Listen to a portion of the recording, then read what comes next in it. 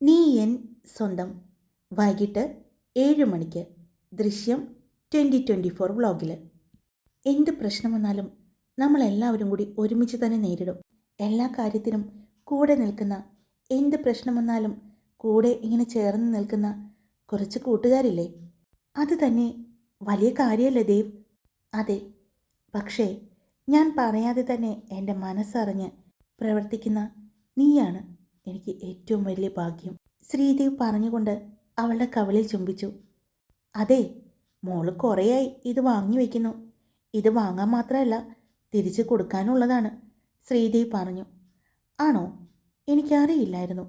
എന്നാ ഇപ്പോൾ അറിഞ്ഞില്ലേ? എന്നാ ഇങ്ങനെ തന്നേക്ക്.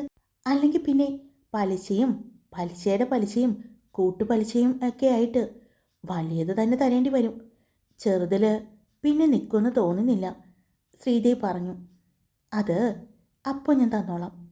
പലിശയും പലിശയുടെ പലിശയും കൂട്ടുപലിശയും ചേർത്ത് ഞാൻ ഓർത്ത് വെച്ച് തന്നോളാം, അവൾ പറഞ്ഞു.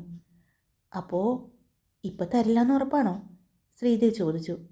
ഈ സ്റ്റോറിയുടെ മുഴുവൻ ഭാഗങ്ങളും കേൾക്കാനായി വൈകിട്ട് 7 മണിക്ക് ദൃശ്യം 2024 വ്ളോഗിൽ.